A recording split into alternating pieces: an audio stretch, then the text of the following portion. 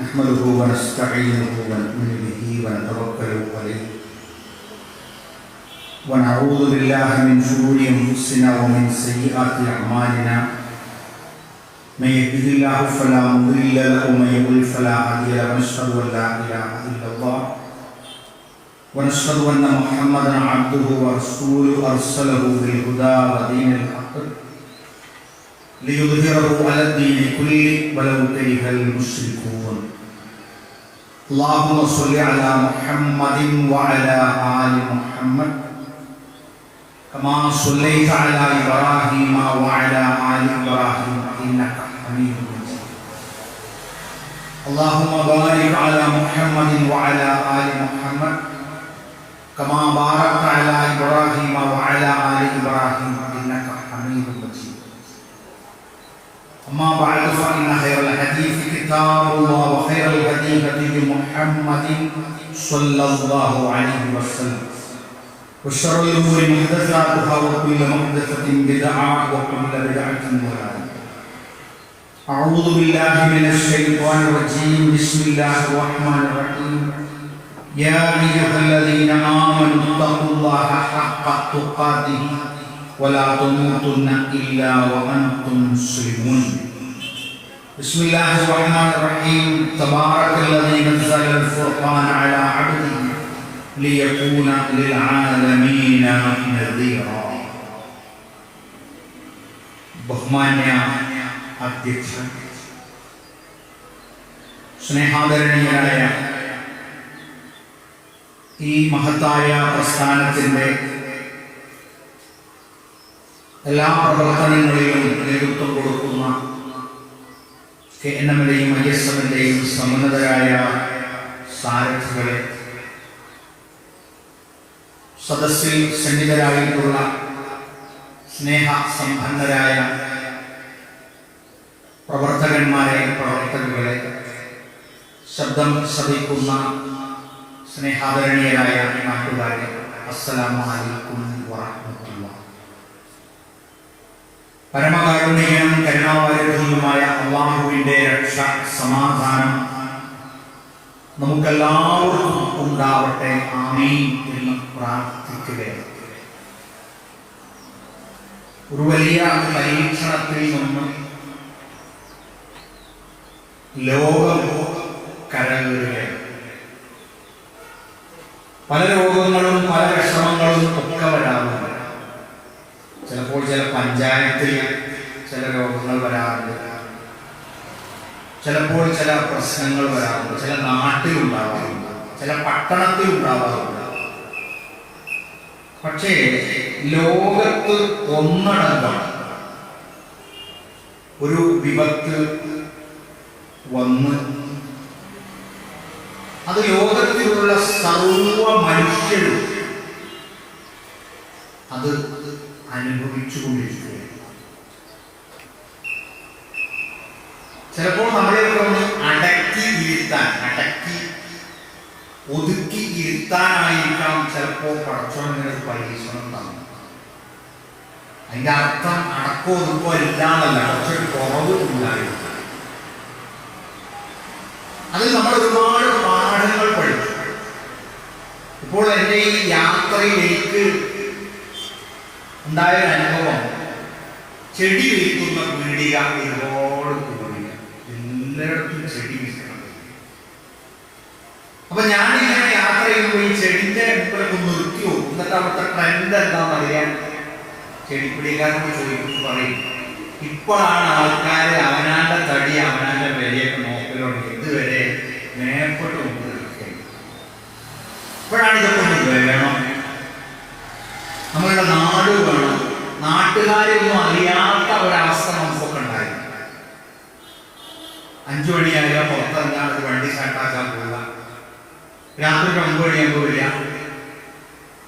ഇപ്പോ ഈ ഒരു കൊല്ലം നാട്ടുകാർ തമ്മിൽ കണ്ട് മടുത്ത് നിൽക്കുകയാണ്. ഈ വെങ്ങട്ടേക്കൊന്ന് പോകാൻ എന്നുള്ളത് ഇതൊക്കെ തന്നെ ആയിരിക്കും. പടച്ച റബ്ബിന്റെ ഒരു ഇടപെടലല്ല എന്ന് നമുക്ക് പറയാനുണ്ട്. കാരണം ലഹറൽ ഫസാദു ഫിൽ ബർരി വൽ ബഹർ ബിമാ കസബത്ത് ഐദിന്നാസ്. എല്ലാ പള്ളികളിലും സുന്നി, മുജാഹിദ്, ജമാഅത്ത്, തബ്ലീഗ്, ഏത് റബ്ബിന്റെ ഏത് പള്ളിയാകട്ടെ ഈ ആയത്ത് ഓതാത്ത ഒരു പള്ളി ഈ ഒരു വർഷത്തിനിടയിൽ ഉണ്ടാകാൻ സാധ്യത. കാരണം എന്താ?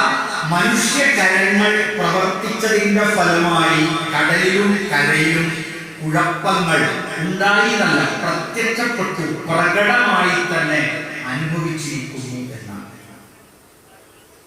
അപ്പോൾ ഈ ഖുർആനിനെയൊക്കെ നമ്മളുടെ ജീവിതത്തിന്റെ ഒരു ചെറിയ ഭാഗമാക്കി നിലനിർത്തുകയായിരുന്നു സമൂഹം ചെയ്തത്. അടിയന്തരമായി ബുക്ക് സ്റ്റാളുകളിലേക്ക് ഓടുന്നു. എന്തേ? ഒരു ഖുർആൻ കിട്ടണം. അപ്പൊ എന്തേ? ഇപ്പൊ ഇന്നാണോ അന്നേരയാണോ ഇസ്ലാം സ്വീകരിച്ചത്? അല്ല, ഞാൻ ഒരു പുതിയ വീട് നിർമ്മിച്ചിട്ടുണ്ട്. അപ്പൊ പുതിയ വീട് നിർമ്മിച്ചാൽ പുതിയ ഖുർആൻ വേണം എന്ന് ആരോ പറഞ്ഞിട്ടുണ്ടോ? ഇല്ല, പഴയത് ഇവിടെ എടുത്തില്ല. അപ്പൊ പിന്നെ എന്റെ ഒരു പുതിയ വീട് നിർമ്മിച്ചപ്പോ ഒരു പുതിയ ഖുർആൻ വേണം എന്ന് എനിക്ക് തോന്നിയത്, എനിക്ക് തോന്നിയതല്ല, മൂലയിൽ പറഞ്ഞതാണ്. അപ്പോഴും അമ്മക്ക് തോന്നിയില്ല. അങ്ങനെ ഒരു ഖുർആൻ സംഘടിപ്പിച്ച് കൊണ്ടുവന്ന് ഒരു ഉസ്താദിന്റെ കയ്യിൽ കൊടുത്ത് ആദ്യം അയാൾ അതുമായി വീടിനകത്ത് കയറി. അത് അവിടെ ചില ചടങ്ങുകൾ നിർവഹിക്കപ്പെടുന്ന ചില വീടുകളുണ്ട്. എന്നാൽ ഖുർആൻ ഒരു വീട്ടിലേക്ക് ആദ്യം താമസമാകുമ്പോൾ ഈ ലോകത്ത് നിന്ന് അവൻ പോയി അവന്റെ മൂക്കിലും അവന്റെ തൊള്ള കെട്ടുകയും അവന്റെ മൂക്കിൽ പഞ്ഞി വെക്കുകയും ചെയ്തു എന്ന് പറയുമ്പോൾ പുറത്തെടുക്കേണ്ടുന്ന ഒരു അപൂർവ ഗ്രന്ഥമല്ല ഖുർആൻ. നമ്മുടെ ജീവിതത്തിന്റെ സകലമായ മേഖലകളിൽ ഇടപെടേണ്ടുന്ന ഒരു ഗ്രന്ഥം. എങ്ങനെ ഇടപെടാൻ കഴിയാം? നമ്മളുടെ ഉപ്പാക്ക് നമ്മളുടെ വീട്ടിൽ ഇടപെടാൻ എപ്പോഴാണ് കഴിയാം? നമ്മുടെ ഉപ്പാക്ക് ഇടപെടാൻ നമ്മൾ അനുവാദം കൊടുക്കുമ്പോൾ, അവസരം കൊടുക്കുമ്പോൾ. ഇവിടെ ആണെന്ന് പറഞ്ഞിട്ടൊരു കാര്യവുമില്ല. അതുകൊണ്ട് ഞാനിവിടെ ഇരിക്കലാന്ന് പറയുന്ന അത്ര വാപ്പാന്റെ വീട്ടിൽ. അതുകൊണ്ടാണ് അവർക്കും പറഞ്ഞിട്ട് കാര്യമില്ല. ഇങ്ങനെ ഒരു ഖുർആനാണ് എന്റെയും നിങ്ങളുടെയും വീട്ടിലുള്ളതെങ്കിൽ ആ ഖുർആൻ നമ്മളോടൊന്നും പറഞ്ഞിട്ടില്ല.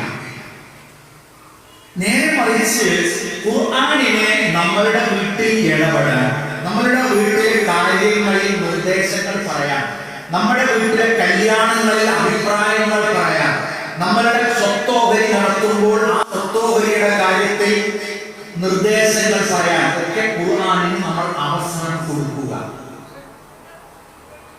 അപ്പോഴാണ് ആ ഖുർആൻ നമ്മുടെ ജീവിതത്തിന്റെ ഭാഗമാവുക. ആ ഖുർആനിനെ സംബന്ധിച്ച് ഇന്നാ അൻസൽനാ ഇലൈക്കൽ കിതാബ ബിൽ ഹഖി തഹ്കുമ ബൈനൻ നാസ് ബിമാ അറാദല്ലാഹ്. ഖുർആൻ അല്ലാഹു സുബ്ഹാനഹു വ തആല ജിബ്രീൽ അലൈഹിസ്സലാത്തു വസ്സലാം മുഖാന്തിരം മുഹമ്മദ് മുസ്തഫ റസൂൽ കരീം സല്ലല്ലാഹു അലൈഹി വസല്ലമക്ക് 30 ജുസ് പൂർണ്ണമായി ഖുർആൻ അവതരിക്കപ്പെട്ടു.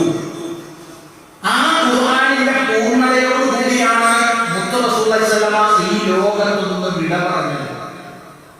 അതിന്റെ ഗ്രന്ഥ ക്രോഡീകരണ രൂപം മാത്രമാണ് ഉസ്മാൻ റളിയല്ലാഹു അൻഹുവിന്റെ കാലത്ത് അവതരിക്കപ്പെട്ടിട്ടുള്ളത്. ആ ഖുർആനിനെ സത്യവുമായിട്ടാണ് നമ്മൾ ഹക്കായി ജീവിക്കുമ്പോൾ ഹക്കായ ഖുർആനിന് നമ്മുടെ വീട്ടിൽ വിലയുണ്ടാകും, നമ്മുടെ വിവാഹത്തിൽ വിലയുണ്ടാകും, നമ്മുടെ വീട്ടിൽ വിലയുണ്ടാകും, നമ്മുടെ കുടുംബ ജീവിതത്തിൽ വിലയുണ്ടാകും. കാരണം പരിശുദ്ധ ഖുർആൻ ഇപ്പോൾ നമ്മുടെയൊക്കെ പള്ളികളിൽ ഖുർആനുണ്ട്. എന്റെ പള്ളികളിൽ ഖുർആൻ വെക്കാൻ, പള്ളികളിൽ അല്പം നേരത്തെ എത്തി ആ ഖുർആനൊക്കെ ഒന്ന് വായിച്ച് ഒന്ന് ഓതി നോക്കി ജുമാക്കിയിരിക്കുന്ന എത്രയോ ആളുകളുണ്ട്, എത്രയോ ആൾക്കാരാണ്. നാം വെള്ളിയാഴ്ചയാണ് എന്ന് വില്ലേജ് ഓഫീസിൽ വന്നിട്ട് അറിയുന്ന ആൾക്കാരില്ല. 12:15 വില്ലേജ് ഓഫീസിൽ റെസിഡൻസ് സർട്ടിഫിക്കറ്റ് ചെല്ലുമ്പോൾ വില്ലേജ് ഓഫീസർ പറയാം, എനിക്ക് 12:00 ഒരു സ്ഥലത്ത് പോകാണ്ട്, അതുകൊണ്ട് എനിക്ക് ഉച്ച കഴിഞ്ഞിട്ട് വാ. അപ്പൊ എവിടെക്കാണ് പോലെ ജുമാറ്റോ ആള് ശരിക്കും വെള്ളിയാഴ്ച അങ്ങനെ അറിയുന്ന ആൾക്കാരില്ല.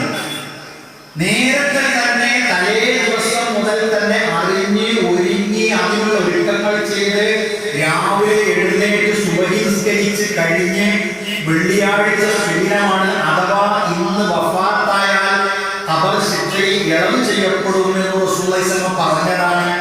അതുകൊണ്ട് ഖുർആൻ ഞാൻ ഓതി എന്റെ ഒരു ദിവസത്തെ ഒരു പൂർണ്ണ ദിവസമാക്കി ഞാൻ ഇറങ്ങണം എന്ന് തീരുമാനിച്ച് പള്ളിയിലോ വീട്ടിലോ വെച്ച് സൂറത്തുൽ കഹ്ഫ് ഒക്കെ പാരായണം ചെയ്ത് പള്ളിയിലെത്തി ജുമാ നിസ്കരിച്ച് വീട്ടിലെത്തുമ്പോൾ പിന്നെ ഇറച്ചിയോ ചോറോ ഒക്കെ ഉണ്ടാവും.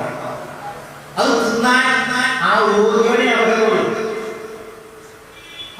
അതിനൊരുങ്ങി വിളിച്ചോനെ അവരുള്ളൂ. കാരണം വെള്ളിയാഴ്ച നല്ലൊരു ഭക്ഷണം കഴിക്കാം, നല്ലൊരു ഫുഡ് കഴിക്കാം. കാരണം വെള്ളി ഒരു പെരുന്നാൾ സുദിനമാണ്. എന്നിന്റെ വ്യാഴാഴ്ചയാണ് നമ്മളുടെ അമലുകളൊക്കെ കബൂലാക്കുന്നതിന്റെ കണക്കവതരണം സംഭവിക്കുന്നത്. അതൊക്കെ അവതരിക്കപ്പെട്ട് അതിന്റെ ഒരു പൂർണ്ണത ജുമാ കൂടി കിട്ടുമ്പോഴാണ് ആ ഭക്ഷണത്തിന് നമുക്കൊരു വലിയ അർഹതയാണ്. പക്ഷെ ജുമാക്ക് അത്തയ്യാത്തിന് ഔദും വരെ പോയിരുന്നവരാണ് കൊലയത്തെ ചോർന്ന ആദ്യത്തെ ജുമാ കൂടിയ വല്യാപ്പറ്റ അവസാനം തന്നെ എഴുതേണ്ട കിട്ടുന്നത്. അതെ, കർമ്മത്തിൽ പിന്നിൽ നിൽക്കുകയും മർമ്മത്തിൽ മുന്നിൽ നിൽക്കുകയും ചെയ്യുന്ന സ്വഭാവം നമ്മളിലൊക്കെ ഇല്ല. അപ്പൊ ഖുർആൻ അവതരിക്കപ്പെട്ടത് നമ്മളുടെ ജീവിതത്തിൽ ഇടപെടാനാണ്. ഖുർആൻ പറയുന്നു, നസ്സൽനാ അലൈക്കൽ കിതാബ തിബിയാനൻ ലികുല്ലി ശൈഇൻ വഹുദൻ വറഹ്മതൻ വബുശ്റാ ലിൽ മുഅ്മിനീൻ. നമുക്ക് ചിലപ്പോൾ 45 വയസ്സായി, 50 വയസ്സായവരുണ്ട്, 60 വയസ്സായവരുണ്ട്, 65 വയസ്സായവരുണ്ട്, 70 വയസ്സായവരുണ്ട്, 75 വയസ്സായവരുണ്ട്, 80 വയസ്സായവരുണ്ട്, അല്ലേ? ഒക്കെ ഉണ്ട്. നമ്മളോട് ഏതെങ്കിലും ഒരു ആയത്ത് ഓതിയ ആള് ചോദിച്ചാൽ എന്താ പറയാ? മോനെ, എനിക്ക് ഞാൻ പടുജാലിയാണ്, എനിക്കൊരു വിവരവും ഇല്ല. എന്നാ ഈ ഓർമ്മ വെച്ചിട്ട് ഓണെ അങ്ങാടിയിൽ നമ്മളെ പടുജാലിയെന്ന് വിളിച്ചാലോ നിങ്ങളുടെ കുത്തും വരികയാണ്. അപ്പൊ നമ്മളെന്താ പറയുക? ഖുർആന്റെ കാര്യത്തിൽ ഞാൻ 50 വയസ്സായെങ്കിലും ഖുർആന്റെ കാര്യത്തിൽ ഞാൻ LKG-യാണ്. ഖുർആന്റെ കാര്യത്തിൽ ഞാൻ എങ്ങനെ ഇതായി പോകുന്നു അല്ലേ? നമുക്കിപ്പോ ആദ്യം ഒരു മൊബൈൽ ഒരു മകൻ അയച്ചെന്നല്ലെങ്കിൽ കൊണ്ടുവന്നാല് ഒരു ദിവസമൊക്കെ നമ്മൾ പടുജാലിയാണ്, രണ്ടാമത്തെ ദിവസം നമ്മളെ ഡോക്ടറാണ്. എന്താ കാരണം? നമ്മളത് പഠിച്ചു, നമ്മളത് അറിഞ്ഞു, നമുക്ക് വേണം, വിളിക്കണമെങ്കിൽ വേണം, വാട്സപ്പ് ഓണാക്കണമെങ്കിൽ വേണം. എന്തേ നമ്മൾ രാവിലെ മൊബൈലിൽ നോക്കുമ്പോ ഒരുപാട് മെസ്സേജ് വന്ന് കിടക്കുന്നു. വാട്സപ്പിൽ 1000 മെസ്സേജ് ഒക്കെ വന്ന് കിടക്കുക. നമ്മളത് തുറന്നു നോക്കുമ്പോ അമ്മക്ക് വേണ്ടതൊന്നുമില്ല. ഒക്കെ 100 രൂപ എടുത്താൽ 150 രൂപയ്ക്ക് വിൽക്കാം, 600 400 രൂപ എടുത്താൽ പിന്നെ കുഴിമന്തി കിട്ടും. ഒക്കെ കൊടുത്തിട്ടുള്ള ഏർപ്പാടേ ഉള്ളൂ, വേറെ ഒന്നും കണ്ടു കിട്ടാനില്ല. എന്നാൽ 6000-ൽ ചില്ലുവാനും ആയത്തുകൾ മെസ്സേജുകൾ നമ്മളുടെ ഇൻബോക്സിൽ വന്ന് കിടന്നിട്ട് ഒന്ന് ഓപ്പൺ ആക്കാൻ നിങ്ങൾക്ക് കഴിഞ്ഞു. ഞാൻ അതിൽ സന്തോഷം പറയാം. ഈ വെക്കേഷനിൽ നിങ്ങൾക്ക് കഴിഞ്ഞിട്ടുണ്ടാകും. അതിൽ എത്ര മെസ്സേജുകൾ ഓപ്പൺ ആക്കാനായി നാളെ പരലോകത്ത് ചെല്ലുമ്പോ 6000-ൽ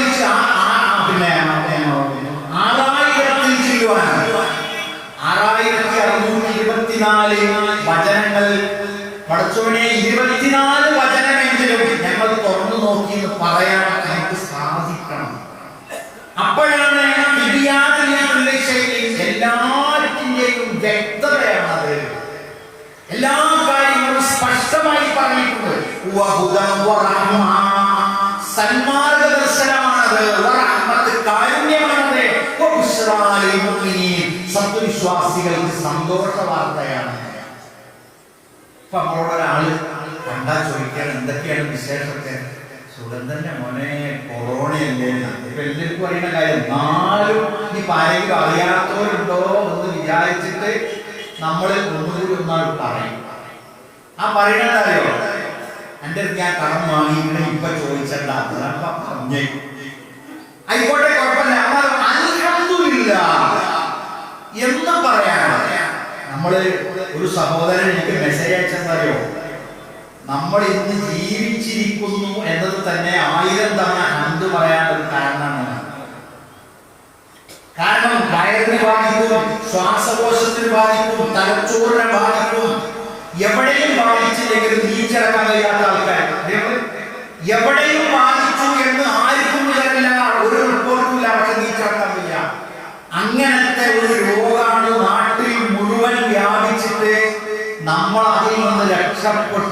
അൽഹംദുലില്ലാ ഡിമ്മാണ്, ഡൗൺ ആണ്, ആകെ പോക്കാണ്, വീടിയൊക്കെ പൂട്ടി അങ്ങാടിയൊക്കെ കാലിയായി ഒക്കെ ആകട്ടെ, അൽഹംദുലില്ലാ റബ്ബിന്റെ കാരുണ്യം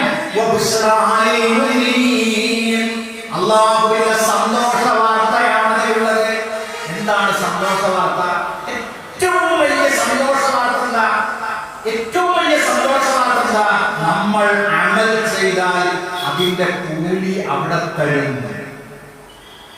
ബംഗാളികളൊക്കെ നമ്മുടെ നാട്ടിൽ വരുന്നേ നമ്മളിവിടുന്ന് പൊറാട്ട തിന്നാന്ന് വിചാരിച്ചില്ല, അല്ല, അവന് അധ്വാനിച്ചതിന്റെ പ്രതിഫലം ഇവിടെ നിന്ന് കിട്ടും എന്ന് കണക്കാക്കിയിട്ടാണ്. 600 കിട്ടും, 700 കിട്ടും, ഒരു നാട്ടിൽ അത്ര ഇല്ല. അപ്പൊ ആ രാവിലെ മുതൽ വൈകുന്നേരം വരെ അവർ അധ്വാനിച്ച് 2 കൊല്ലം കൂടുമ്പോൾ നമ്മൾ ദുബായിൽ വരുന്ന മാതിരി ഇവർ കോഴിക്കോട് റെയിൽവേ സ്റ്റേഷനിൽ പെട്ടി പ്രമാണമൊക്കെ പോകുമ്പോ ബോർഡിംഗ് പാസിനൊക്കെ പകരം ചിലപ്പോൾ ടിക്കറ്റൊക്കെ ഒക്കെ ഉണ്ടാകുക. എന്നാലും ആ നമ്മൾ ഇങ്ങോട്ട് വരുന്ന സന്തോഷം ഇവരെ ഒന്ന് പോകുമ്പോഴുണ്ട്. ഇവിടുന്ന് പോകുമ്പോഴും അതേ സന്തോഷത്തിലാണ് പോവുക. ഹിംസകളൊക്കെ ചെയ്ത് ഷൂസൊക്കെ കിട്ടാൻ പോവുക. ഒരു കുറവില്ല, ഒരു കുറവും അവരെ സന്തോഷത്തിലുണ്ട് എനിക്ക് തോന്നിയിട്ടില്ല. അവർ ട്രെയിൻ യാത്ര ചെയ്യുന്നു. അപ്പൊ എന്താണ് ഈ സന്തോഷം എന്ന് പറയുന്നത്? കുറെ ഉണ്ടായി എന്ന് കരുതിയിട്ടുണ്ടാകുന്നതല്ല സന്തോഷം. ഉള്ളതുണ്ട് എന്ന് സന്തോഷിക്കുമ്പോഴാണ് സന്തോഷം ഉണ്ടാവുക.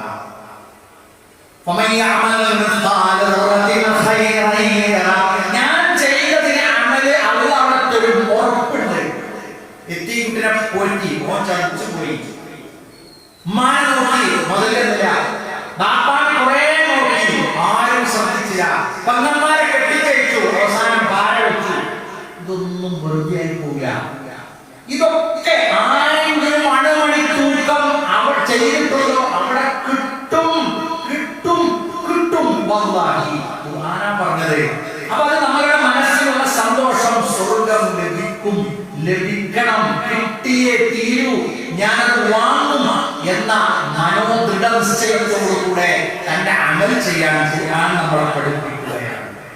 എന്നാൽ ഈ സന്തോഷം മാത്രമല്ല, ഒരു ദുഃഖം നമുക്ക് തരുന്നുണ്ട്.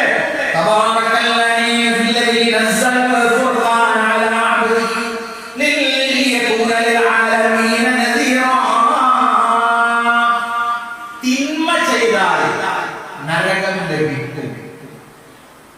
ആൾക്കാരെ അങ്ങനെ വിചാരിക്കുന്നത് എല്ലാവരും ചെയ്യുന്നില്ലേ, പിന്നെ ഞാനായിട്ട്. അങ്ങനെയല്ല. തിന്മ ചെയ്താൽ അല്ലാഹു നാഥൻ, ഈശ്വരൻ, ഹിന്ദു ഈശ്വരൻ എന്ന് വിളിക്കും, മുസ്ലിം അല്ലാഹു എന്ന് വിളിക്കും, ക്രിസ്ത്യാനി യഹോവ എന്ന് വിളിക്കും. ഇനി പിന്നെ ഇതൊന്നും ചിലപ്പോൾ ഒരാളെ പേര് പറയാൻ ജാതിയോ മതമോ പറഞ്ഞില്ല, പടച്ചോനെ എന്ന് ഓനും വിളിക്കും. ആ വിളിക്കപ്പെടുന്ന ആ ശക്തി മരിക്കാത്തവൻ, ജനിക്കാത്തവൻ, അവൻ ശിക്ഷ തരും. ഞാൻ തിന്മ ചെയ്താൽ തരും. അത് തരാതിരിക്കില്ല. അത് വലിയ ആളാണോ ചെറിയ ആളാണോ, ഓ ഹാൻഡിലാണോ, അതൊന്നും നോക്കൂല. വലിയ ആളൊന്നും നോക്കൂല. തരാനുള്ളത് നമുക്ക് തരും. അതുകൊണ്ട് റസൂലുള്ളാഹി സ്വല്ലല്ലാഹു അലൈഹി വസല്ലമ സത്യവിശ്വാസികളോട് പഠിപ്പിച്ചു കൊടുത്തു, പറഞ്ഞു കൊടുത്തു. എന്തേ പറഞ്ഞു കൊടുത്തത്? ആ നരകാഗ്നിയുടെ ശിക്ഷ ഏറ്റവും ലഘുവായത് ഒരു ചട്ടിയിൽ എണ്ണ തളക്കുന്നത് പോലെ തളക്കുന്ന ചൂട്. അത് ചെരുപ്പ്, നരകാഗ്നിയിലെ ഒരു ചെരുപ്പ് ധരിച്ചാൽ ആ ചെരുപ്പിന്റെ ചൂട് കൊണ്ട് തലച്ചോ തിളക്കും. അതുകൊണ്ട് രക്ഷ ചോദിച്ചോളൂ, റബ്ബിനോട് രക്ഷ ചോദിച്ചോളൂ എന്നാണ്. കൊല്ലുന്നവരെ, കൊലപാതകം നടത്തുന്നവരെ, തീ കൊളുത്തി കൊല്ലുന്നവരെ, കഴുത്തറുത്ത് കൊല്ലുന്നവരെ, ഇതൊക്കെ അല്ലാഹു കാണാതെ ഈ ദുനിയാവിൽ ഒരു തിന്മയും നടക്കില്ല. ചിലപ്പോൾ നിയമപീഠത്തിൽ നിന്നും നീതി കിട്ടിയില്ല എന്ന് വരാം, എങ്കിലും അവന് ശിക്ഷ ഉണ്ടായിരിക്കും. ആ ശിക്ഷ നമ്മൾ നടപ്പാക്കാൻ പോകുന്നത് ഇസ്ലാമികമായ യുദ്ധമാണ്. കൊന്നോനെ കൊല്ലാൻ ഞാൻ കത്തിട്ട് പോകാൻ പാടില്ല. ഈ നാട്ടിലെ നിയമവ്യവസ്ഥയുമായി ബന്ധപ്പെട്ട് അതിന് പറ്റാവുന്ന വിധത്തിൽ അതിൽ വാദിച്ച് എന്താണോ ശിക്ഷ വിധിക്കുന്നത് അതാണ് ശിക്ഷയാവുക. അല്ലാതെ എല്ലാവരും നിയമം കയ്യിലെടുക്കാൻ വേണ്ടി പോകാൻ ഇസ്ലാം അനുവദിക്കുന്നില്ല.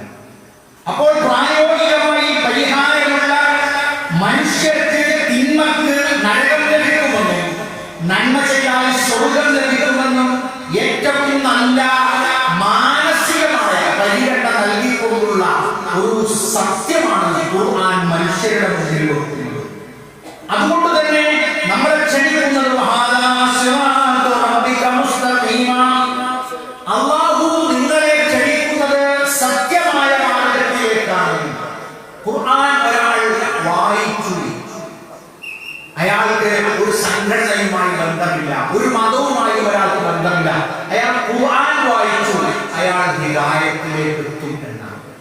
ഖുർആൻ വിമർശനത്തിന് വേണ്ടി വായിക്കുന്നവരുണ്ട്, ഖുർആൻ വിമർശിക്കാൻ വേണ്ടി വായിക്കുന്നവരുണ്ട്. പക്ഷെ അവരിൽ എത്തുക ഖുർആനിലെ സത്യത്തിലേക്കാണ്. കാരണം ഗർഭസ്ഥ ശിശു താമസിക്കുന്ന അറ ഇരുട്ടറ, ആ ഇരുട്ടറയെ കുറിച്ച് ഖുർആൻ പറഞ്ഞു. ഫറോവ ചക്രവർത്തി മനുഷ്യരെ മുഴുവൻ വേട്ടയാടുകയും കൊല്ലുകയും ഒക്കെ ചെയ്തിരുന്ന ഒരു ചക്രവർത്തി അല്ലേ? ദൃഷ്ടാന്തമായി ലോക അവസാനം വരെ ഒരു മ്യൂസിയത്തിൽ ശവശരീരം കടത്തിയിട്ടുണ്ട്. ഖുർആൻ ദൃഷ്ടാന്തമായി പഠിപ്പിച്ചു. പ്രൊഫസർ ലോറൽ കടലിൽ പോയിട്ട് അങ്ങനെ ഒന്ന് പറഞ്ഞിട്ടുണ്ടെങ്കിൽ ഇവിടെ ഡെഡ് സീയിൽ പൊക്കിയെടുക്കാനോ ഒന്ന് പറഞ്ഞിട്ടുണ്ട്. പൊക്കിയെടുത്ത് മ്യൂസിയത്തിൽ സൂക്ഷിച്ചിട്ടുണ്ട്. റംസീസ് രണ്ടാമൻ എന്നാണ് അറിയപ്പെടുന്നത്. അപ്പൊ നോക്കൂ, അതെന്തിനാണ് അങ്ങനെ ഒരു ദൃഷ്ടാന്തം വെച്ചത്? ഓരോരോ രാജ്യത്തും ഓരോരോ തരത്തിലുള്ള ഭരണാധികാരികൾ അധികാരം ലഭിച്ചാൽ പരമാവധി അവിടെയുള്ള ജനങ്ങളെ പേടിപ്പിക്കാൻ നോക്കുക. പേടിപ്പിച്ച് ആൾക്കാരെ നേരം കൊടുക്കാൻ പേടിപ്പിക്കാം. അപ്പൊ എന്താ വിചാരിക്കണോ? ഞാൻ പേടിപ്പിക്കും, എല്ലാവരും പേടിക്കുന്നുണ്ട്, എല്ലാവരും പേടിക്കുന്നുണ്ട്. തിരിഞ്ഞു കൊടുക്കുക, ആളുകളെ ഉപദ്രവിക്കുക, പരമാവധി സ്വന്തം രാജ്യത്തുള്ള പ്രജകളെ ഭീഷണിപ്പെടുത്തിയും പേടിപ്പിച്ചും അങ്ങനെ ചിലർക്ക് സന്തോഷം അടയാൻ കഴിയുള്ളൂ. നല്ല കാര്യങ്ങൾ ചെയ്തു കൊടുത്തിട്ട് സന്തോഷം അടയാൻ കഴിയാത്തവർ എങ്ങനെ ചെയ്യും? പരമാവധി പീഡിപ്പിച്ചും ബുദ്ധിമുട്ടിച്ചും ജനങ്ങളെ ബുദ്ധിമുട്ടിച്ചിട്ട് അതിൽ നിന്നുള്ള കണ്ണീര് കണ്ടിട്ട് സന്തോഷിക്കുന്ന ഭരണകർത്താക്കളുണ്ട്. അവർക്കൊരു മാർഗമാണ്, പാഠമാണ് ഫറോവ ചക്രവർത്തിയുടെ ചരിത്രം എന്ന് പറയുന്നത്. ഖുർആൻ അത് പഠിപ്പിച്ചു. നമ്മള് പിന്നെ റേഷൻ കുടിയെ ചെന്ന് അവിടെ എത്തിപ്പെട്ടാൽ ഒരു വലിയ റേഷൻ കാർഡ് ഉണ്ടോ എന്ന് ചോദിക്കുന്നതിന്റെ മുന്നിൽ അവരോട് ചോദിക്കാൻ വിരലുണ്ടോ? അതെന്താ വിരലുണ്ടോ എന്ന് ചോദിക്കാൻ? സിവിൽ സപ്ലൈസ് വകുപ്പ് ഞമ്മക്കൊക്കെ എല്ലാവർക്കും ഓരോ വിരലുണ്ടാക്കി തന്നോ? ചിലപ്പോൾ വിരലുണ്ടാക്കി തന്നു, പക്ഷെ വിരലുണ്ടാക്കി തന്നെ. പിന്നെ എന്തേ ഈ വിരല് നമ്മളതിനെ വെച്ച് കഴിഞ്ഞാൽ നമ്മളോട് പറയും വിരല് വെച്ചാൽ മതി. വിരലുകൾ കൊണ്ടുപോയി വെച്ച് അതിനെ സ്കാൻ ചെയ്താൽ മതി. ആ, നിങ്ങൾ വടക്കേ വീട്ടിലെ ബ്രോക്കറല്ലേ? ഇവിടെ എഴുതിച്ചിട്ടല്ല, ഇവിടെ എഴുതിയില്ല. ഇവിടെ എത്ര നിങ്ങൾ നോക്കിയാലും കാണില്ല. പിന്നെ എന്ത് ചെയ്തിട്ടാണ്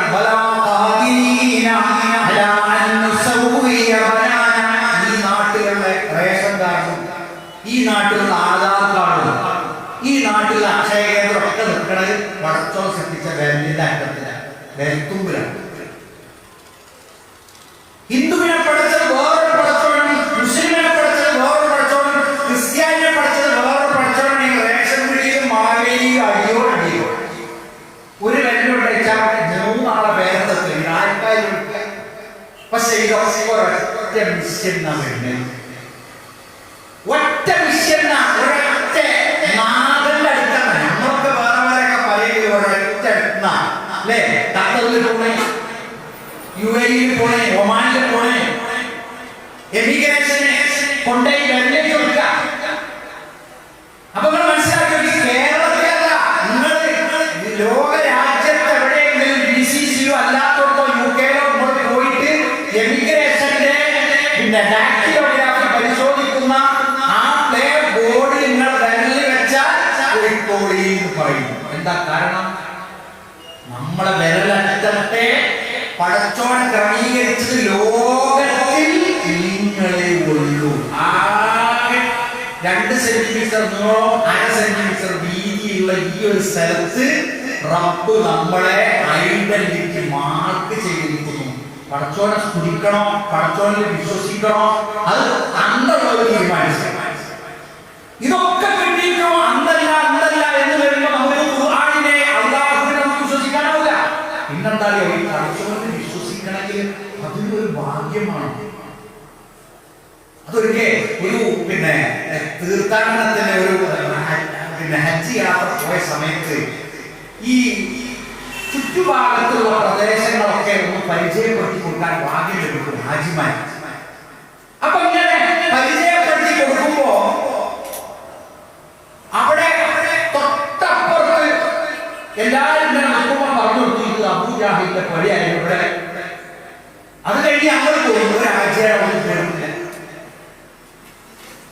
പറഞ്ഞു പോയി ഞങ്ങൾ പോരുന്നത് ഒന്നും എന്താന്ന് നോക്കണം. അപ്പൊ അവൻ എന്നെന്തായും നോക്കണേ അവിടെ ഒന്നും കിടങ്ങിങ്ങാണ്ട് ഞങ്ങൾ പൗർന്ന് കാര്യം മുടക്കി വന്ന ഒരു 5 ദിവസം അള്ളാന്റെ തൗഫീഖ് കൊണ്ടുവരാം. ഇവിടെ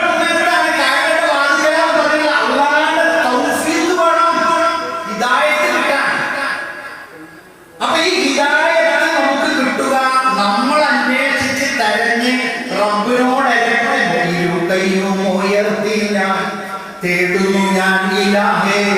അല്ലാഹുവോട് അല്ലേ ആത്മാർത്ഥമായി തേടുമ്പോഴാണ് ഖുർആൻ നമ്മുടെ ജീവിതത്തിൽ സ്വാധീനം ചെലുത്തുക.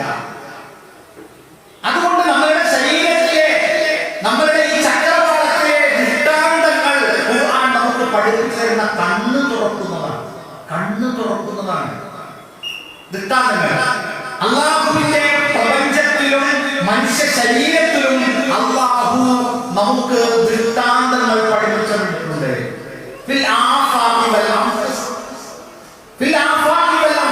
നോക്കൂ നിങ്ങൾ 6:40-35 മഗ്‌രിബാകുന്നു.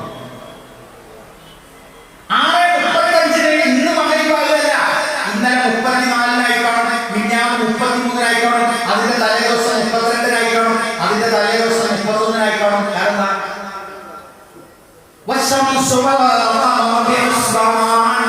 സൂര്യനും ചന്ദ്രനും അതിന്റെ കണക്കനുസരിച്ച് ക്രമീകരിക്കപ്പെട്ടുകൊണ്ടാണ് സഞ്ചരിക്കുന്നത്. അതിന്റെ കൃത്യമായ സഞ്ചാരം, അതിന്റെ കൃത്യമായ വ്യവസ്ഥ, അതിന്റെ കൃത്യമായ വ്യവസ്ഥയോടുകൂടിയാണ് ഗോളം കറങ്ങുന്നത്. സൗരയൂഥത്തിലെ 8 ഗ്രഹങ്ങൾ കറങ്ങുന്നത് അതിന്റെ കൃത്യത.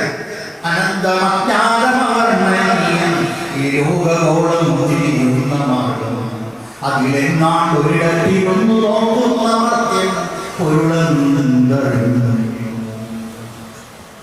അഥവാ ലോകത്ത് നമ്മുടെ ഒരു ലോകം എന്ന് പറഞ്ഞാൽ പോരാ, ഒരുപാട് ലോകങ്ങളുണ്ട്. അതിലൊക്കെ ഒരുപാട് ഗ്രഹങ്ങളുണ്ട്, ഒരുപാട് നക്ഷത്രങ്ങളുണ്ട്. അതിന്റെ ഒരു കോണിലാണ് നമ്മൾ ജീവിക്കുന്നത്. നമ്മളെ സംബന്ധിച്ചിടത്തോളം ആ കോണിൽ ജീവിക്കുന്ന നമ്മൾ ഞാനെല്ലാം വിവരമുണ്ട് എന്ന് നമ്മൾ വിചാരിക്കുന്നതിൽ അർത്ഥമില്ല. ഏറ്റവും അറിവുള്ളവൻ അല്ലാഹുവാണ്. ആ ഖുർആൻ നമ്മൾ പഠിക്കുന്നത് വല്ലാഹു യദഉ ഇലാ ദാരിസ്സലാം, അല്ലാഹ് സമാധാനത്തിന്റെ ദേഹത്തിലേക്കാണ് ക്ഷണിക്കുന്നത്. അല്ലാഹ് വട്ടാൻ പറഞ്ഞിട്ടില്ല, അല്ലാഹ് കുത്താൻ പറഞ്ഞിട്ടില്ല, ആളുകൾക്കിടയിലേക്ക് സ്ഫോടന വസ്തുക്കൾ കയറ്റിയിട്ട് സ്ഫോടനം ഉണ്ടാക്കാൻ പറഞ്ഞിട്ടില്ല, കൈവെട്ടാൻ പറഞ്ഞിട്ടില്ല, കാല് വെട്ടാൻ പറഞ്ഞിട്ടില്ല. ദാറുസ്സലാമിലേക്ക് സമാധാനത്തിന്റെ ദേഹത്തിലേക്കാണ് ക്ഷണിക്കുന്നത്. ഇസ്ലാമിന്റെ പേര് പറഞ്ഞ് ചിലപ്പോൾ ഏതെങ്കിലും തരത്തിലുള്ള കൃത്രിമ മാർഗത്തിലൂടെ ഇസ്ലാമിന് വേണ്ടി വാദിക്കുന്ന ആളുകൾ ഉണ്ടാകാം. പക്ഷെ അവർക്ക് ഇസ്ലാമിന് വേണ്ടി വാദിക്കാനാവില്ല, അക്രമത്തിന് വേണ്ടി വാദിക്കാനാവും, തല്ലുണ്ടാക്കാൻ വേണ്ടി വാദിക്കാനാവും. പക്ഷേ ഇസ്ലാമിന് വേണ്ടി വാദിക്കാൻ ഒരാൾക്ക് അസ്സലാമു അലൈക്കും, നിങ്ങൾക്ക് രക്ഷയുണ്ടാകട്ടെ, വഅലൈക്കും അസ്സലാം വറഹ്മത്തുള്ളാഹി വബറകാതുഹു. പക്ഷെ അതെന്തിനാണ് ആയുധം വെച്ച് പറയാൻ പാടില്ല. അസ്സലാമു അലൈക്കും വഅലൈക്കും അസ്സലാം എന്നാ വരുമ്പോ കാണാം. അങ്ങനെ നമ്മൾ മലയാളത്തിൽ വേറെ അർത്ഥം വെച്ചാൽ വളരെ സമാധാനം അസ്സലാമു അലൈക്കും എന്ന് നിങ്ങളോട് സുഹൃത്തിനോട് പറഞ്ഞാൽ പിന്നെ മോനെ നമ്മൾ പാരാക്കാൻ പാടില്ല. ഓ സ്ഥലം കച്ചവടം ചെയ്യാൻ പോയി പിന്നെ പാര വെച്ച് കാണാൻ പാടില്ല. ഓനെ നമ്മളെ കല്യാണം നടക്കാൻ പാടില്ല, ഓനെ തട്ടിപ്പിടയാക്കാൻ പാടില്ല. നിങ്ങൾക്ക് രക്ഷയുണ്ടാകട്ടെ വഅലൈക്കും അസ്സലാം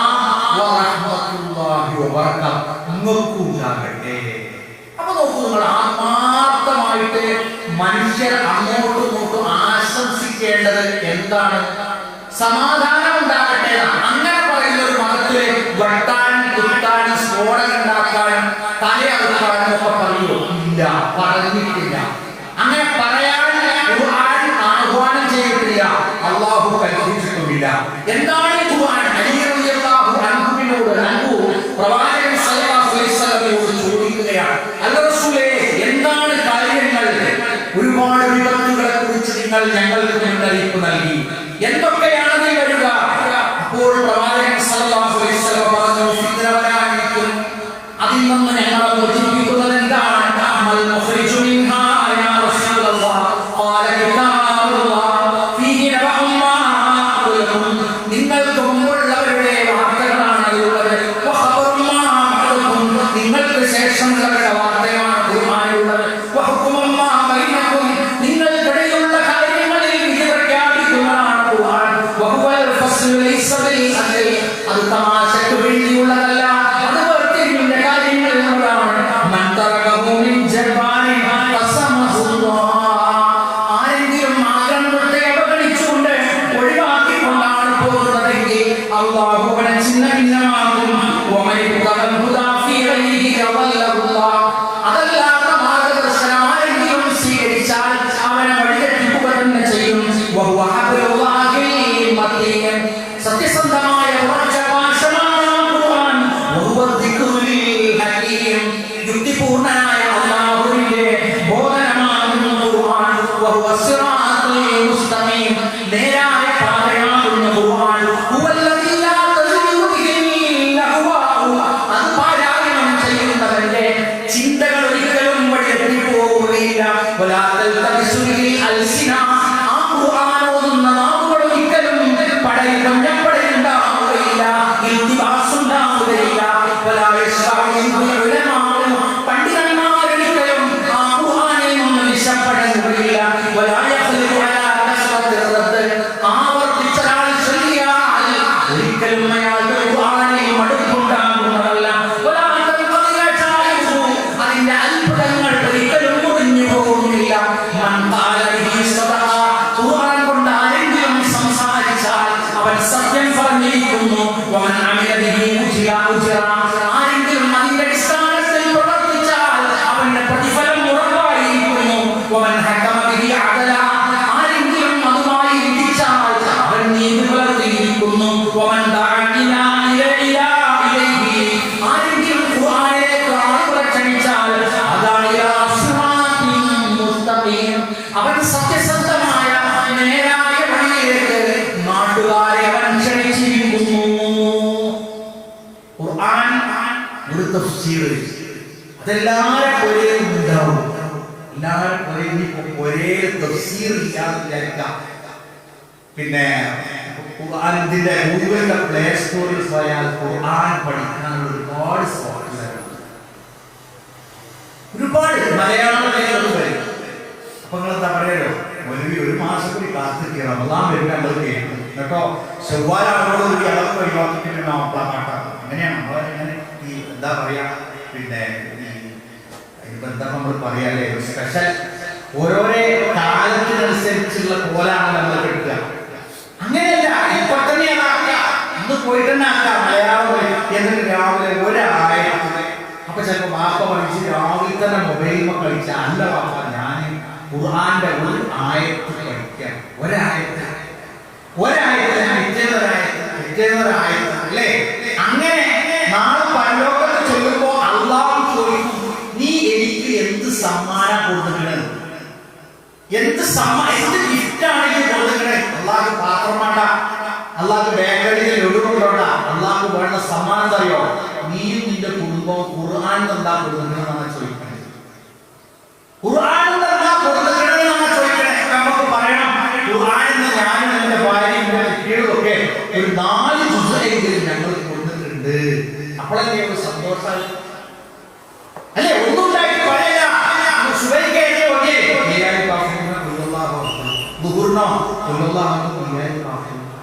അസറിനോ ഫാത്തിഹ കൊടുത്തു,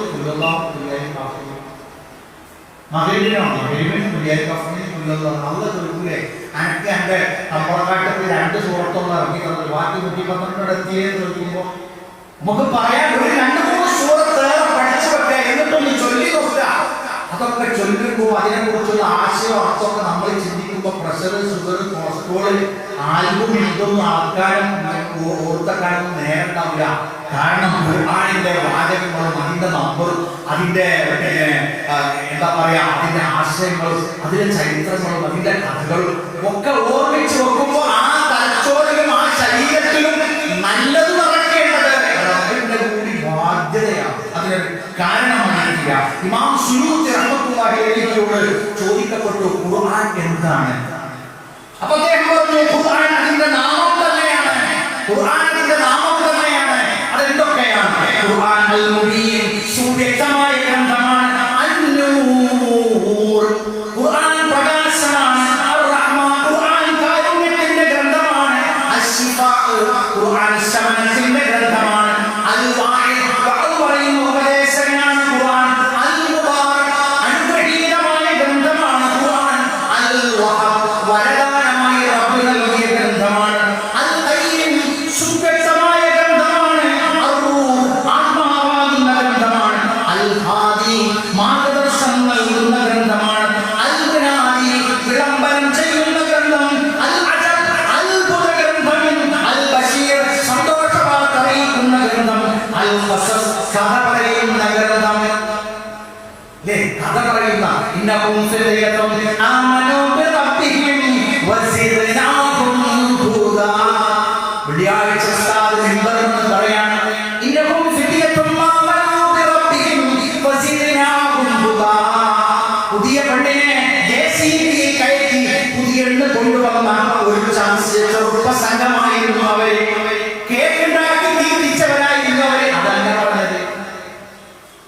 ചിന്തിച്ചു നമ്മൾ ഇത്രയൊക്കെ പഠിച്ചിട്ട് ഒരു പുതിയണ്ണിനെ എങ്ങനെ കൊണ്ടുവരുന്നത് നമുക്ക് പഠിച്ചിട്ടില്ല. ബാക്കിയൊക്കെ പഠിച്ചു. അതൊക്കെ ചോറ് പറഞ്ഞല്ലോ ഇല്ല. ഒരു നിങ്ങളെ പെങ്ങളെ എങ്ങനെ നിങ്ങളെ കഴിയുന്നുണ്ട് അതേമാതിരി നിങ്ങൾ പെണ്ണിട്ടിട്ട് പെണ്ണിനെ കൊണ്ടുവരുന്നുണ്ടല്ലോ. അതിപ്പോ എന്താ ചർച്ച ചെയ്യാനും ആലോചിക്കാനും പോലീസ് വരാനും SI കേസ് കിട്ടാനില്ല.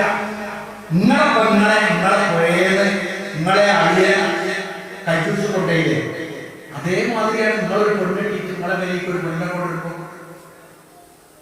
സാധാരണ കാപ്പിയിൽ എന്താണ് പഞ്ചാര ഉപ്പല്ല. നോക്കിയ ഒരു പെൺകുട്ടിനെ വീട്ടിക്ക് കൊണ്ടനോട് കൂടി എല്ലാ കോപ്രായങ്ങൾക്കും കൂട്ടുകാരെ വിട്ടുകൊടുക്കുകയാണ്. ഇവിടെ ഇരിക്കണേ വ്യാപാരവും നല്ലൊരു കാര്യം പറയാം. ഞങ്ങളെ മകൻ കൊണ്ടെടുക്കുമ്പോൾ പുതിയണ്ണനെ കൊണ്ടുവരാൻ ഓരോന്ന് ഏൽപ്പിച്ചാൽ അല്ലെങ്കിൽ ട്രിപ്പറിലോട്ട് ഏൽപ്പിച്ചു ഏൽപ്പിക്കണ്ട. നിങ്ങളുണ്ണി നിങ്ങളെ മകളും പോയിട്ട് കൊണ്ടെന്ന് ഔത്തിയിരിക്കുക. കാരണം അറിയോ മര്യാദ കൊണ്ടുവരാൻ നമ്മളെ മകൾക്കറിയില്ല. ഓളെന്താ തീറ്റിക്കണമെന്ന് ഞങ്ങൾക്കറിയില്ല. അവിടെ എന്തൊക്കെ ഉണ്ട്? അവിടെ ഒരുപാട് സാധനങ്ങളുണ്ട്. ചോറും കാറും ബിരിയാണി ഒക്കെ ഉണ്ട്. പക്ഷെ എന്താ തീറ്റേണ്ടതെന്ന് പഠിച്ചിട്ടില്ല. അതുകൊണ്ട് തിന്നാൻ കൊടുക്കുക, അന്നം തിന്നാൻ കൊടുക്കാൻ കഴിയുന്ന ആരെങ്കിലും പെരിയിൽ തെറ്റി തിന്നാൻ കൊടുക്കുക. ബാക്കി ഒന്നും മനസ്സിലായി കാണുന്നില്ല. ആ യുവത്വമല്ല. ഇന്നഹും ഫിദ്യത്തുൻ ആമനൂ ബിറബ്ബിഹിം വസിദ്നാഹും ഹുദാ. ഒരു വട്ടം ചെറുപ്പക്കാർ അവർ ആ നാട്ടിലെ തിന്മയ്ക്കെതിരെ പടപൊരുതിയപ്പോ അവരെ കൊല്ലാൻ രാജാവ് ഉത്തരവിട്ടു. രാജാവ് അള്ളാഹു അവരെ ഒരു ഗുഹക്കുള്ളിൽ അള്ളാഹു 306 കൊല്ലം പാർപ്പിച്ചു. അവരെ ഉറക്കി കിടത്തി. എന്നിട്ട് അവർ പുറത്തു വന്നു. ആ ചെറുപ്പക്കാരെ സംബന്ധിച്ചുള്ള അള്ളാഹു അങ്ങനെ പരീക്ഷിച്ചപ്പോൾ അവരുടെ ഈമാൻ കൂടുക ചെയ്തതാണ്. അവരുടെ ഈമാൻ കൂടുക ചെയ്തത് വിദേശത്തൊക്കെ നാട്ടിലൊക്കെ പോയി വിദേശത്തൊക്കെ പോയിട്ട് പള്ളിയിലൊക്കെ കയറി നിസ്കാരമൊക്കെ തുടങ്ങി വന്ന കുറേ സുഹൃത്തുക്കൾ ഉണ്ടാവുമല്ലോ. അപ്പോ അവനോട് പറയും ഒന്നുമില്ല മോനെ. അവനാന്റെ നാട്ടിൽ നിൽക്കുമ്പോൾ അങ്ങനെ TVS നടക്കാൻ തോന്നും, തെക്കുവടക്ക് സർവീസ്. പക്ഷേ ഒരു മനുഷ്യനായി ചോദ്യം ചെയ്യുമ്പോൾ കാവുമ്പോഴാണ് നമ്മൾ ആരാന്ന് നമുക്ക് മനസ്സിലാവും. ഞാൻ 5 നിസ്കാരം തുടങ്ങിയിരിക്കണേ, വേണമെങ്കിൽ ഇങ്ങനെ തുടങ്ങിക്കോ ഒക്കെ അവരോടൊക്കെ പറഞ്ഞിട്ട് നമ്മൾ തുടങ്ങി എത്ര സംഭവം. കാരണം അവരവരുടെ വഴി അറിഞ്ഞു. അതെന്തുകൊണ്ടാണ്? ഖുർആനെ പോയ വേറെ പല ഗൾഫ് നന്നായി വരാൻ അവിടെ പ്രത്യേകിച്ച് ഇതിനുള്ള മരുന്നൊന്നുമില്ല. ഓൻ ഒഴിവ് സമയമാണ്. അപ്പൊ റൂമിൽ പോയ സിനിമ കാണുന്ന റൂമുണ്ട്, റൂമിൽ പോയ വെള്ളം കേൾക്കുന്ന റൂമുണ്ടാവും. അപ്പൊ വെള്ളം കേട്ട് നാലോ അഞ്ചോ വെള്ളത്തിന്റെ പുറമേ ഉണ്ടാവുള്ളൂ, ബാക്കിയൊക്കെ റെഡിയാക്കി അത് കേൾക്കുന്നതോടുകൂടി ഓൻ എന്നിട്ട് നല്ല കുട്ടിയായി നാട്ടിൽ വന്ന് പാപ്പാക്ക് വേണ്ടപ്പെട്ടവരായി ഇമ്മാക്ക് വേണ്ടപ്പെട്ട എന്തേ ഖുർആൻ ആയത്ത് മാറ്റും, മുത്തറസൂലുള്ളാഹിയുടെ ഉപദേശം മാറ്റും. അതാണ് മഹാനായ ഇമാം ശുയൂത്തി റഹ്മത്തുള്ളാഹി അലൈഹി പറഞ്ഞത്. വിനോദ മേഖലകളിൽ അങ്ങേയറ്റം സന്തോഷിച്ചു പോകുമ്പോൾ ഖുർആൻ ചോദിക്കുക, അഫമിൻ ഹാദൽ ഹദീസ് തഅജബൂൻ വതദ്ഹഖൂൻ വലാ തബകൂൻ വഅൻതും സാമിദൂൻ. നിങ്ങളെല്ലാവരും ഇങ്ങനെ അത്ഭുതം കൂറിയിരിക്കുകയാണോ? വതദ്ഹഖൂന, നിങ്ങളൊക്കെ ചിരിക്കുന്നത് കാണുന്നുണ്ട്. വലാ തബകൂന, നിങ്ങളാരും കരയുന്നത് കാണുന്നില്ല. വഅൻതും സാമിദൂൻ, ഒഴുക്കിനൊപ്പം ഇങ്ങനെ ഒഴുകിക്കൊണ്ട് ആസ്വദിച്ച് അനുഭവിച്ചിങ്ങനെ പോകാലേ. ആസ്വാദനത്തിന് ഒരുപാട് സൗകര്യങ്ങളുണ്ടല്ലോ നമുക്ക്. പ്രത്യേകിച്ച് യുവ സമൂഹമാകുമ്പോ എപ്പോഴും ചിരിയേക്കാറ്. വീട്ടിൽ നിന്ന് ചിരി, പുറത്തിറങ്ങിയാൽ ചിരി, എവിടെയെങ്കിലും വണ്ടി കയറി ചങ്ങായിമാരൊപ്പം പോയാൽ ചിരി, അവിടുന്ന് പിന്നെ ടൂർ പോയ ഞങ്ങളൊക്കെ കാണുന്നത് വയനാട്ടിൽ കഴിഞ്ഞ ഞങ്ങളൊക്കെ പോയി നാട് പോയേക്കാണ്. അവിടെ പോയി ചിരി, അങ്ങനെ ചിരിച്ച് ചിരിച്ച് ചിരിച്ച് ചിരിച്ച് പിന്നെ ഒരു കൂട്ടങ്ങളോട് കേൾക്കാം. ഒരു കൂട്ടങ്ങളോട് ഞങ്ങളുടെ ചങ്ങായിമാര് പെരുന്നോളി ആ ചിരി അടങ്ങിയത് എന്റെ കൂട്ട നിലവിളിക്ക് പോയത്. നമ്മളിൽ ഏതെങ്കിലും ഒരു കൂട്ടുകാരോട് പച്ചോ ഇന്നോവന്റെ ഉള്ളത് പറഞ്ഞാണ് നിങ്ങളുടെ കൂരേന്ന് പറഞ്ഞാണ്. അതിനെന്തിനാ കരയണേ? ഓന്റെ ഗതി എന്താണെന്ന് നമുക്കറിയാം. ഓന്റെ പോലെ തന്നെയാണ് നമ്മളും അറിയാം. അതുകൊണ്ടാ പറയുന്നത്, കൂട്ടം നമുക്കൊരു കൂട്ടുകെട്ടുണ്ടെങ്കിൽ അത് നല്ലതിനാവാം. ഒരു സ്ഥലത്തുണ്ട് വാങ്ങിന് ചെന്നപ്പോ ഒരു പ്രത്യേക രൂപവും ഇച്ചന്റെ പേടിയാണ് കുറെ ചെറുക്കന്മാരൊക്കെ. അപ്പൊ ഞാൻ ചോദിച്ചു, ആരാ പിന്നെ വാങ്ങിന് വിളിച്ചത്? ഞാൻ മജ്ജത്തില്ല. അപ്പൊ ഞാൻ അവിടെ വേദിയുള്ളവരുണ്ട്, എല്ലാവരുള്ള ഒരാള് അവരോട് എന്താ സംഭവം? ഈ ടൗൺ വർഷങ്ങളോളമായി കൊല്ലത്തിൽ ഒരാഴ്ച അലങ്കരിക്കുകയും സർവഗാനമേള എല്ലാ വേണ്ടാത്തരും ഏകദേശം ഈ ഗതിയിൽ ഒരാഴ്ച ഉണ്ടാവും. ഞാൻ അയാൾ പറയാം, ഞാൻ കാവ്യായിട്ട് വന്നു, എന്നെ ഒരു കൊല്ലം നെഞ്ചു പൊട്ടിച്ചു. ഞാൻ ആ കുട്ടികളെ കൂട്ടുകാരെ വിളിച്ചിട്ട് പറഞ്ഞു, നിങ്ങളുടെ ഈ പണം നിങ്ങൾ അധ്വാനിച്ചതാണ്, ഇത് നല്ലതിനു വേണ്ടി ചെലവാക്കണം, നല്ല കാര്യത്തിന് വേണ്ടി ചെലവാക്കണം. ഉസ്താദ് മീറ്റിംഗ് കൂടി അവർക്ക് ചായയൊക്കെ കൊടുത്ത് അങ്ങോട്ട് പറഞ്ഞു. ഓരോ ഏറ്റെടുത്തു 10 സാധു കുട്ടികൾക്ക് 5 പവൻ വീതം കൊടുക്കുന്ന സ്വർണ്ണാഭരണ ശ്രീധരൻ പറയുന്നതല്ല, 5 പവൻ ഓരോ കുട്ടിക്ക് കൊടുത്ത് ഓരോ കല്യാണാക്കിന്റെ വൈകുന്നേരത്തെ പ്രഭാഷണമാണ് എനിക്ക് തന്നത്. നോക്കാണെങ്കിൽ എന്തേ ഒന്നുമില്ല, അവരുടെ ആ ദിശ തന്നെ മാറി. അതെന്താ? അത് ഖുർആൻ നമ്മളെ ക്ഷണിക്കുന്നതാണ്. അതാണ് സൂറത്തുൽ സുഹൂറിലൂടെ നമ്മളെ പഠിപ്പിക്കുന്നത്. വഖാല റസൂലു യാ റബ്ബി ഇന്ന ഖൗമി ഇത്തഖദു ഹാദൽ ഖുർആന മഹ്ജൂറാ.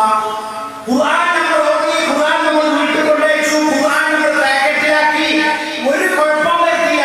നാളെ റസൂലുള്ളാഹി സ്വല്ലല്ലാഹു അലൈഹി വസല്ലം നമ്മൾ ചെല്ലുമ്പോ മുത്തുനബി പറയുക, പഠിച്ചോനെ ഈ സമൂഹം എന്റെ ഉമ്മത്താണ്, അവർ ഖുർആനെ വലിച്ചെറിഞ്ഞു.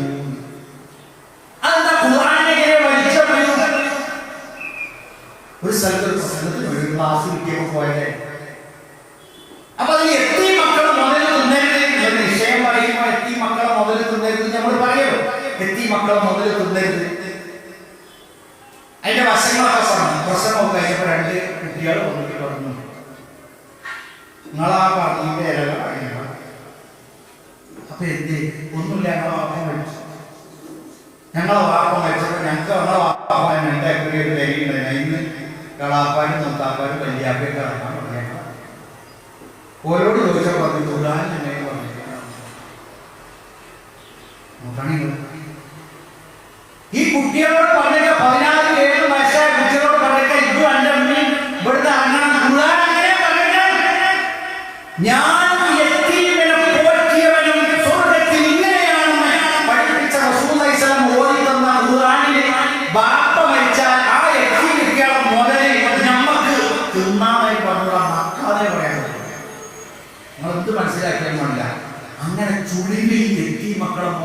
ചൂടിമല്ലേ നമ്മൾ ചൂടിമ എന്താ പറയല്ലോ എന്തൊക്കെയാ പറയേ ഖുർആൻ അങ്ങനെ പറയോ? എന്നാൽ അടുത്തിടെ ഒരു വാർത്ത കേട്ടു.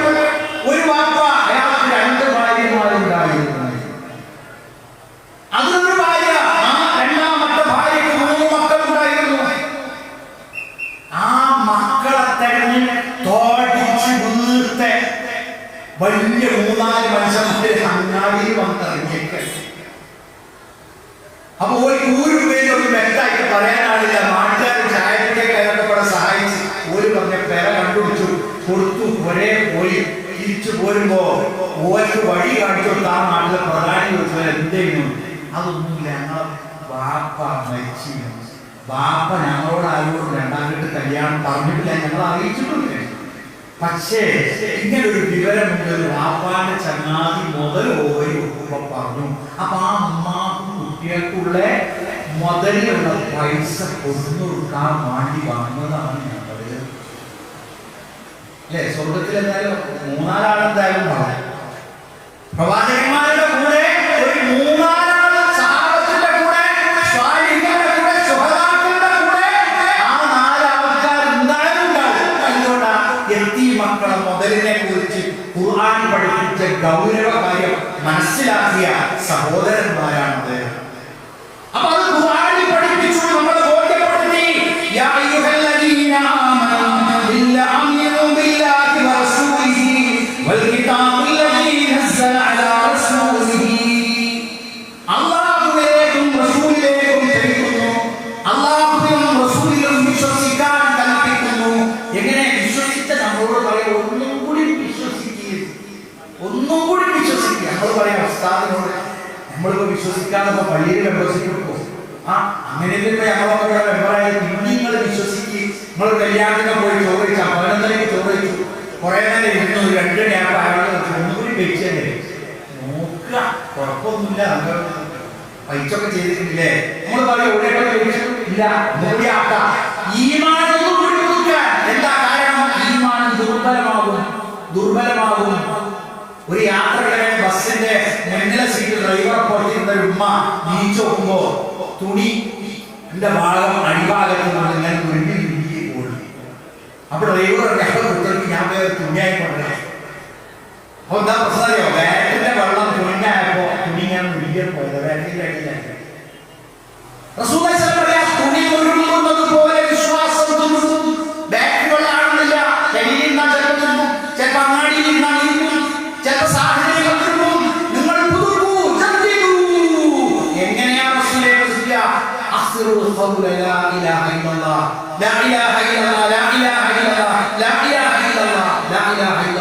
അത് ഖുർആൻ പഠിപ്പിച്ച ബോധ്യമാണ്.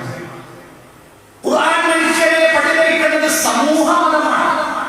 ഇന്ത്യയിലെ അല്ലെങ്കിൽ ഇന്ത്യക്കുള്ള മതം, അല്ലെങ്കിൽ സൗദിക്കുള്ള മതം, നേപ്പാളിലുള്ള മതം, ഇന്ത്യയിലുള്ള മതം, എല്ലാവരും ഇങ്ങനെ മതം ഒഴിച്ചുകൊണ്ടിരിക്കാൻ രാജ്യം ഒഴിക്കണം ഒരുപാടല്ല മതം. മതാധിഷ്ഠിതമായ ഒരു ഭരണ സംവിധാനം കൊണ്ടുവരണമെന്ന് ഇസ്ലാം വിശ്വസിക്കുന്നില്ല. എല്ലാവരും കൂടി വോട്ട് ചെയ്ത് ഇസ്ലാമിക ഭരണം ഇന്ത്യ രാജ്യത്ത് കൊണ്ടുവരണം. ഖുർആൻ പഠിപ്പിച്ചിട്ടുള്ള ഇസ്ലാം പഠിപ്പിക്കുന്നത്. എന്നാൽ ഖുർആൻ ലോകമതം ശറഅലക്കും മിനദ്ദീനി മാ വസ്സാ ബിഹി നൂഹൻ വല്ലദീ യൗഹൈനാ ഇലൈക വമാ വസ്സൈനാ ബിഹി ഇബ്രാഹീമ വമൂസാ വഈസാ അൻ അഖീമുദ്ദീൻ വലാ തതഫറഖൂ ഫീഹി. ലോകത്ത് വന്ന ഇബ്രാഹിം അലൈഹിസ്സലാത്തു വസ്സലാം, നൂഹ് അലൈഹിസ്സലാത്തു വസ്സലാം, മൂസാ അലൈഹിസ്സലാത്തു വസ്സലാം, ഈസാ അലൈഹിസ്സലാത്തു വസ്സലാം, തൗറാത്തിന്റെ പ്രവാചകന്മാർ, ഖുർആനിന്റെ ഹുദാരൻ മുഹമ്മദ് റസൂലുള്ളാഹി സ്വല്ലല്ലാഹു അലൈഹി വസല്ലം, അതേപോലെ തന്നെ ഈസാ അലൈഹിസ്സലാത്തു വസ്സലാം, എല്ലാവരും എന്താണ് അല്ലാഹു എല്ലാവരോടും പറയുന്നത്? അഖീമുദ്ദീൻ, മതം നിലനിർത്തുവാൻ വേണ്ടിയാണ്, ഇഖാമത്തുദ്ദീൻ, അതിനു വേണ്ടിയാണ് അല്ലാഹു പ്രവാചകന്മാരെ അയച്ചിട്ടുള്ളത്. ഓരോ കാലത്ത് പഠിപ്പിക്കുന്ന ശരീഅത്തുകളുടെ പാതിഭാഗം പിന്നെ മുക്കാല്, പിന്നെ അര, പിന്നെ 100%. അങ്ങനെയല്ലാതെ വ്യത്യസ്തമായ രീതികളിൽ കാണാൻ കഴിഞ്ഞിട്ടില്ല. ഒരേപോലെയാണ് ഈ നൂറ്റാണ്ടുകളെ മുഴുവൻ അല്ലാഹു ബന്ധപ്പെടുത്തിയത്. മുസ്ലിമായി ജീവിക്കുമ്പോ ചിലപ്പോ പലരും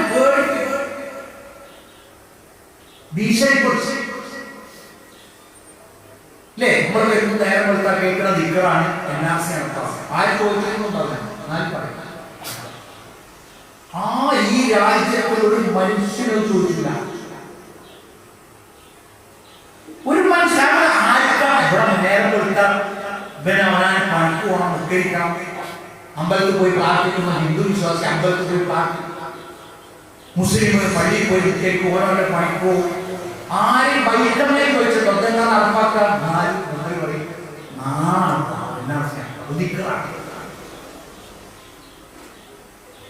അതെന്താ? പക്ഷെ ഈ രൂപത്തിൽ ഏത് തരത്തിലുള്ള പ്രയാസങ്ങളും പ്രതിസന്ധികളും ഒക്കെ ഉണ്ടാകുന്നു.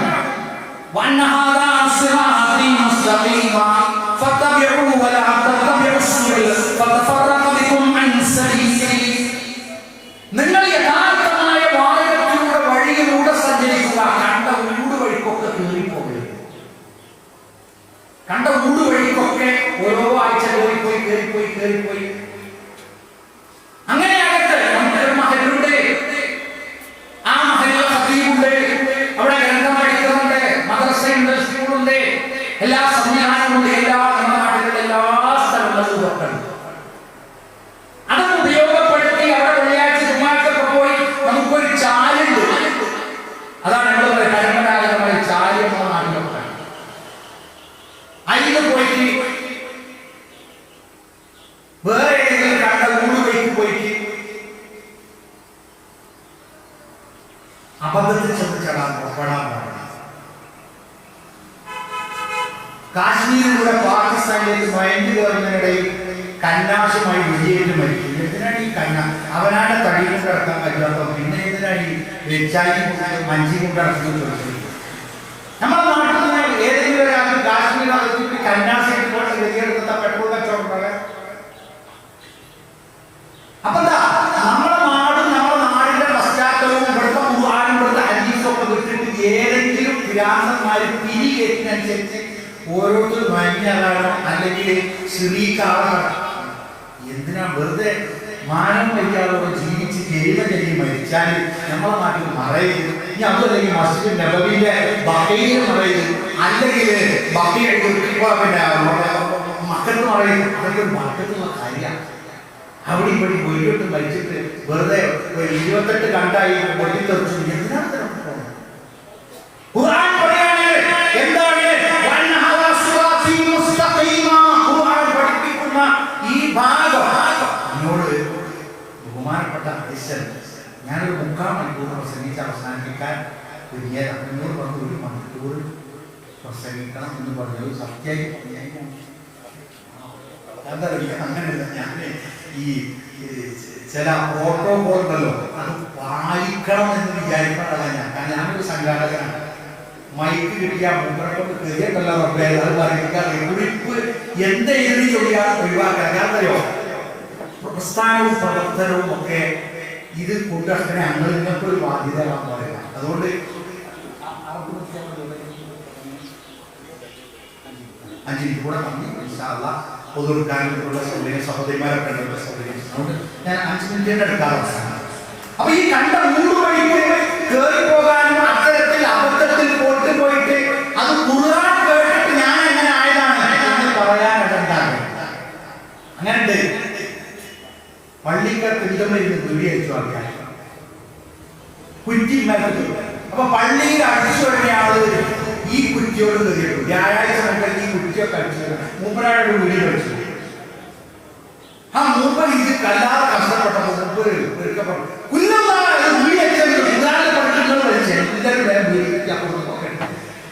പിന്നെ പിറ്റേന്ന് വീടൊക്കെ പോയാൽ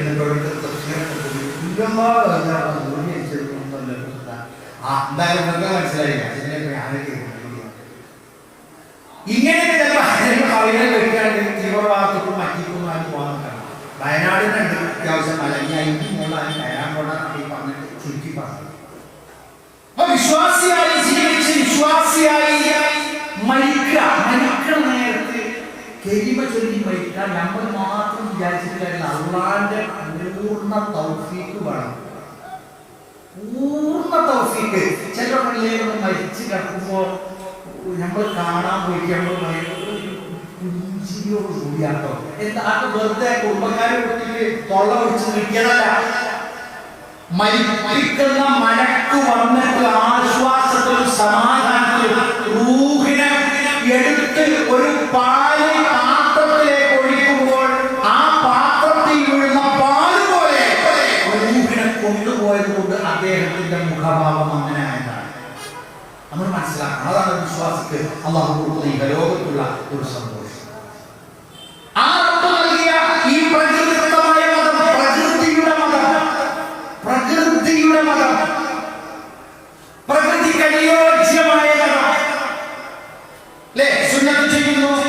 സുന്നത്ത് ചെയ്യുമ്പോ ആരോഗ്യപരമായ ഗുണമാണ് എന്ന് തെളിയിക്കപ്പെടുന്നു. പിന്നീട് കടലിന്റെ ഇരുട്ടതയെ കുറിച്ച് ഖുർആൻ പറയുന്നു.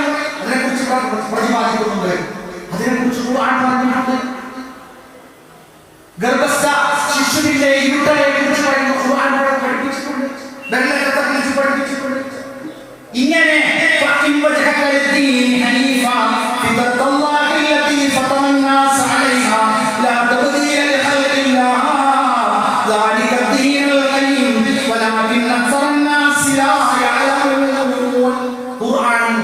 പ്രകൃതിക്ക് അനുയോജ്യമായ മതമാണ്. പ്രകൃതിക്ക് അനുയോജ്യമായ മതമാണ്. മനുഷ്യന്മാരൊക്കെ സുഖൈവാദിയോട് നീക്കുന്നു. അല്ലേ? പ്രപഞ്ചത്തിലുള്ള എല്ലാ ജീവികളും ആ സമയമാകുമ്പോൾ ഉണരും. കാരണം ഈ പ്രപഞ്ചത്തിന്റെ ഉണർവിന്റെ സമയമാണത്. പ്രകൃതിയിലെ ആ വെളിച്ചം വരുന്ന ആ വെളിച്ചം കണ്ട് വളർന്നു ഒരുപാട് അനുഭൂതി, ഒരുപാട് അനുഭവം, നല്ല ശുദ്ധി, വായു, വെളിച്ചം ഒക്കെ കിട്ടി. അവൻ ആ പ്രാതിരാജ്യത്തിനുള്ള പ്രാർത്ഥന കഴിഞ്ഞ് പള്ളിക്കത്ത് ഇറങ്ങുമ്പോ അവൻ ആ ഒരു പ്രകൃതിയുടെ ആ സന്തോഷം അവൻ അനുഭവിക്കാനാകുന്നു. നല്ലൊരു ഉണർച്ചയാണ് ഹജ്ജ്. ഒരു സാമൂഹികമായ സമത്വം പഠിപ്പിക്കുന്നു. നോമ്പ് പട്ടിണിക്കാരന്റെ പട്ടിണി അറിയാൻ പഠിപ്പിക്കുന്നു. നിസ്കാരം അത് നമ്മളെ എങ്ങനെയാണ് സ്വത്ത് നീക്കേണ്ടത്, എങ്ങനെയാണ് നമ്മളുടെ ഒരുമയുണ്ടാകേണ്ടത് ഒക്കെ നമ്മളെ പഠിപ്പിക്കുന്നു. നമ്മൾ ഒന്നും ചെയ്യിക്കുന്നു. വെള്ളിയാഴ്ച നമ്മുടെ ശരീരം ശുദ്ധമാക്കണം. പൂർണ്ണമായും ശുദ്ധമാക്കണം. അങ്ങനെ ഓരോന്നും ശുദ്ധി, കയ്യേകം, കൈ കഴിഞ്ഞിട്ട് കഴുകലും, അതേപോലെ തന്നെ ജനാപത്ത് കുടിക്കലും ഒക്കെ പ്രകൃതിയുടെ എന്ത് പറയുന്നോ അത് ഇസ്ലാം ഒരു മുഴവിന് മുമ്പേ പറഞ്ഞിട്ടുള്ളത്. ഇത് സത്യമായി പാലിച്ചുകൊണ്ട് ഖുർആനിന്റെ അധ്യാപനങ്ങൾ ജീവിതത്തിൽ പകർത്തിക്കൊണ്ട് നല്ല ഒരു മുഅ്മിനായി ജീവിക്കുവാനും റാഹത്തായി കലിമ ചൊല്ലി മരിക്കുവാനും അല്ലാഹു സുബ്ഹാനഹു വ തആല നമുക്കെല്ലാവർക്കും ഭാഗ്യം നൽകുമാറാകട്ടെ. അതോടൊപ്പം നമ്മുടെ ഈ വയനാട് ജില്ലയുടെ ജില്ലാ സാരഥികളോട് അങ്ങേയറ്റം നന്ദി അറിയിക്കുകയും ഇത്രയും സമയം പല തിരക്കുകൾക്കിടയിലും ഇവിടെ വന്നിരുന്ന ഇത് ശബ്ദം ഖുർആൻ ആയത്തും ഹദീസും ശ്രമിച്ച എല്ലാ സ്നേഹനദികളായ കുടുംബനാഥന്മാർക്കും കുടുംബിനികൾക്കും അല്ലാഹു അർഹമായ പ്രതിഫലം നൽകുമാറാകട്ടെ. അസ്സലാമു അലൈക്കും